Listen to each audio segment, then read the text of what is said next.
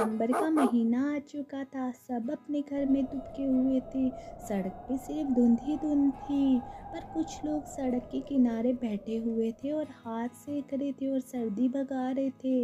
इतने में एक व्यक्ति अचानक उठता है और बोलता है, दोस्त, मुझे अपने घर की ओर बढ़ना होगा।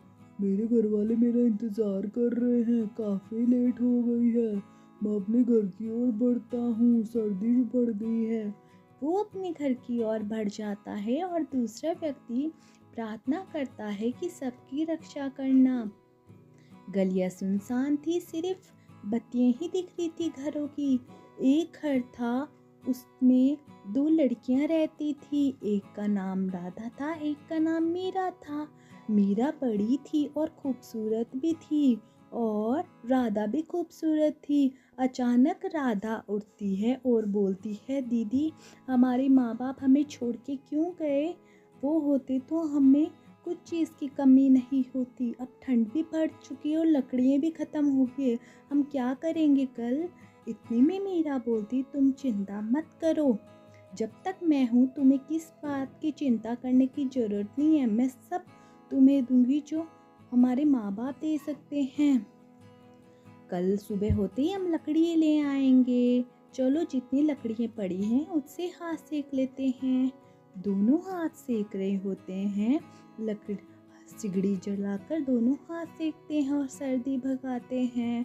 इतने में अचानक मीरा उठती है और बोलती है, राधा, मैं अभी जाती हूँ लकड़ी लेने।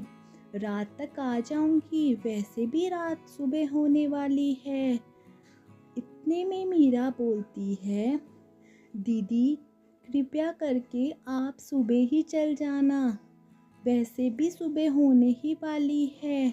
परंतु मीरा वहाँ से चली जाती है लकड़ी लेने के लिए। तभी अचानक राधा उड़ती है और देखती है कि दो लकड़ियाँ पड़ी हुई है। मैंने अपनी बहन को क्यों भेजा लकड़ी लेने के लिए? आज का काम तो हो ही जाता। इतने में वो मीरा के पीछे भागती है रोकने के लिए, परंतु मीरा चले जाती है। मीरा जैसे ही बाहर जा रही होती है, थोड़ा सा रोशनी दिखती है। सुबह हो जाती है। मीरा जैसे ही बाहर जा रही होती है, उसको याद आता है कि क्यों नहीं मैं सुबह ही लकड़ी ले आऊं, मेरी बहन अकेली है। थोड़ी देर बाद सुबह हो जाती है। पक्षी चहचहाने लगते हैं और अपने घरों से बाहर आ जाते हैं, पर ठंड चरम सीमा पे होती है। राधा सोई होती है। मीरा उसे देखती है और चले जाती है लकड़ियाँ तोड़ने के लिए जंगल में। पर सोचती है, किसी से पहले लकड़ियाँ मांग के देखती हूँ। एक व्यक्ति हाथ सेक रहा होता है तो उसको बोलता है, ए लड़की, तू कहाँ घूम रही है इस ठंड में? वो चुपचाप करके वहाँ से चले जाती है। सब लोग अपने घरों की ओर बढ़ रहे होते हैं सामान ले लेके, क्योंकि धुंध बहुत चरम सीमा पे होती है। राधा रास्ते में होती है क्योंकि वो जंगल में जा रही होती है। एक औरत मिलती है। वो बोलती है, बेटा, तुम यहाँ क्या कर रही हो? मीरा, अपने नहीं घर की आंटी, ओर जाओ। मेरी बहन को मैं यहाँ पे बोल ठंड के बढ़ आई चुकी हूँ है कि तो मैं तुम्हारी लकड़ियाँ बहन भी तोड़ने जा रही अकेली हूँ है। जंगल में। वो रात बीमार हो तक आ जाएगी तो उसका जाऊंगी, कौन है तुम दुनिया में मेरा तुम्हारे इंतज़ार सिवा? करना इतने में और मीरा बोलती ठंड से है, अपने आप को बचा के रखना। उधर से मीरा निकल जाती है लकड़ियाँ तोड़ने के लिए जंगल में, और आंटी भी चली जाती है। दोनों अपने रास्ते की ओर बढ़ जाते हैं। जैसे ही मीरा जंगल की ओर बढ़ती है, उसी टाइम कड़कड़ाते की बिजली चमकती है। मीरा तभी भी आगे बढ़ रही होती है धीरे धीरे कि मुझे लकड़ियाँ मिल गई तो हमारा काम बन जाएगा। वो जंगल में कई जगह घूमती है पर उसे लकड़ियाँ नहीं मिलती। और थोड़ी देर बाद बारिश का मौसम भी हो जाता है। वो बैठी होती है और रो रही होती है क्योंकि उसे लकड़ियाँ नहीं मिलती, पेड़ के नीचे बैठी होती है। इसी टाइम एक लड़का निकलता है, उसका नाम होता है राहुल। वो मीरा को पहली बार देखता है। उसकी खूबसूरती और सादगी को देखते हुए उसमें मोहित हो जाता है। उसी टाइम बारिश और बिजली चमकती है। मीरा रो रही ये तुम होती है। कौन हो? राहुल तुम बोलता रोगी जा है, रही हो। मैंने तुम्हें देखा तो मैंने सोचा ये सुनसान जंगल में लड़की क्या कर रही है बारिश में। तुम मुझे बता सकती हो, मैं ऐसा वैसा लड़का नहीं हूँ, शरीफ लड़का हूँ। मुझे दिल की बात बता सकती हो, तुम क्या करने आई मीरा थी? बोलती, मैं लकड़ियाँ काटने आई थी, पर यहाँ पे तो लकड़ियाँ ही नहीं मिल रही। मेरी बहन और मैं अनाथ है, मेरी छोटी बहन है एक। दोनों एक दूसरे को देखते हैं और खो जाते हैं। इतने में राधा बोलती है, तुम मुझे ऐसे क्यों घूरे जा रहे हो? मैं तब से देख रही हूँ, तुम हो कौन? इतने में राहुल बोलता है, तुम चिंता मत करो, मैं तुम्हें कुछ पैसे दूंगा, तुम लकड़ियाँ खरीद लेना। फिर से एक दूसरे को दोनों देखते हैं और उन दोनों को ऐसे लगता है कोई अपना मिल गया है। अचानक तेज बिजली चमकती और मीरा राहुल के पीछे छुप जाती है। राहुल उसको देखता ही रहता और उसमें खो जाता है। इतने में मीरा बोलती है कि मुझे किसी के पैसों की जरूरत नहीं है। तभी भी राहुल उसे पैसे दे देता है। राहुल उसकी बातों में खो जाता है और उधर से जाने जैसे ही लगता है तो मीरा रोने लगती है। और वो पहले मीरा को बोलता है, भगवान चाहेंगे तो हम फिर से मिलेंगे। वहाँ से जैसे ही राहुल जाने लगता है तो मीरा तेज तेज रोने लगती है। ऐसे लगता है कि कोई अपना छूट रहा है। राहुल मुड़ के मीरा को फिर से देखता है। मीरा बहुत रोती है और राहुल भी मायूस होके वहाँ से चले जाता है पैसे देके मीरा को। दूसरी ओर राधा बाहर बैठी हुई होती है और बारिश हो रही होती है तो अपनी बहन का इंतज़ार कर रही होती है कि रात होने को है, मेरी बहन क्यों नहीं आई। उधर से एक बूढ़ी औरत आती है राधा के पास धीरे धीरे करके। वो थकी हुई होती है, उसे पानी पीना होता है, इसलिए वो राधा बोलती है, दादी अम्मा आप यहाँ क्या कर रही हो इस बारिश में? बारिश काफ़ी हो रही है। बेटा, मुझे पानी की ज़रूरत है, मैं थक गई हूँ, मुझे थोड़ा पानी दे दो। वो दोनों अंदर चले जाते हैं तो राधा बूढ़ी औरत को चाय पिलाती है। बूढ़ी औरत बोलती है, तुम कौन हो? तुम किसके साथ रहती हो? वो बताती, मेरी बहन है, हम अनाथ हैं, हम दोनों रहते हैं। मेरी बहन लकड़ियाँ तोड़ने गई है, काफ़ी देर हो गई वो आई नहीं, इसी चिंता में मैं बाहर बैठी हुई थी। बूढ़ी औरत उसकी मासूमियत को देखते हुए उससे पूरी बात पूछती है और वो उसे का पर्स देती है कि तुम रख लो। राधा पर्स रखने के लिए मना कर देती है, पर बूढ़ी औरत बोलती है, बेटा तुम रख सकती हो पर्स, इस पर्स में कुछ पैसे हैं, तुम्हारे काम आएंगे। राधा बोलती है बूढ़ी औरत को, दादी अम्मा रुक सकती हो यहाँ पे, पर वो वहाँ से चली जाती है। फिर राधा अपनी बहन का इंतज़ार कर रही होती है। इतने में उसकी बहन आ जाती है मीरा के पास बहुत सारी लकड़ियाँ होती है। मीरा बोलती है, तुम सोई नहीं, अभी तक जाग रही हो? मुझे भी पता है मैं काफ़ी लेट हो चुकी हूँ, पर तुम्हें तो सो जाना चाहिए था, मैं आ गई हूँ आखिर में। अब चलो, लकड़ियाँ भी बहुत सारी मिल गई है, 3-4 दिन का काम हो जाएगा। इतने में राधा बोलती है, दीदी ना ही आपके पास पैसे थे ना ही कुछ था, तभी भी इतनी अच्छी लकड़ियाँ कहाँ से मिल गई आपको? आप मुझे बता सकते हो पूरी बात? पर उसने मीरा ने नहीं बात बताई राहुल के बारे में। वो रात को दोनों सो रहे होते हैं।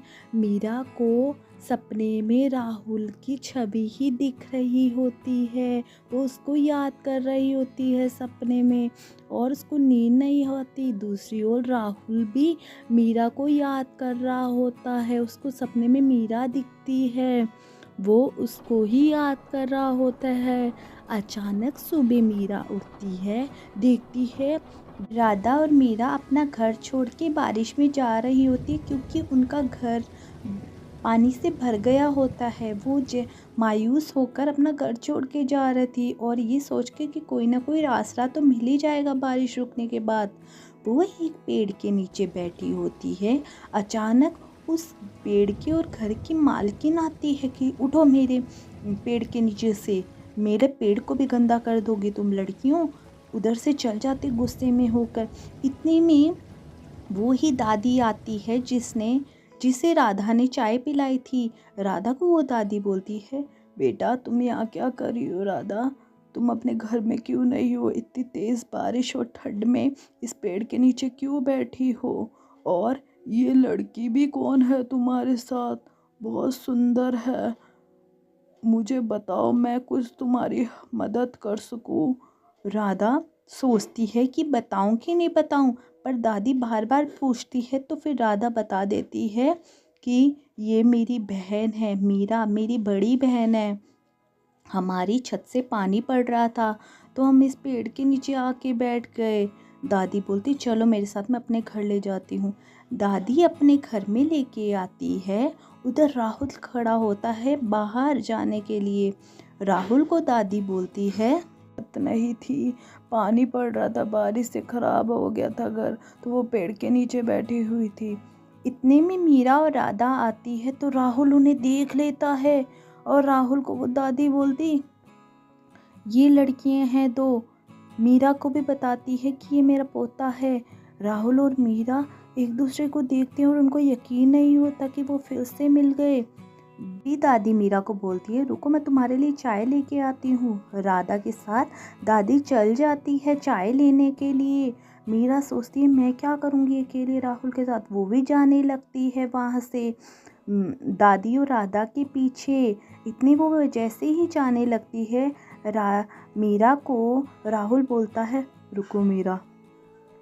वो एक दूसरे को जैसे ही देख रहे होते तो मीरा के राहुल करीब आने लग जाता है और मीरा बहुत तेज डर जाती है कि मेरे पास क्यों आ रहा है। मीरा ने अपनी बहन को कैसे पाला होगा इतनी मुश्किल परिस्थिति में।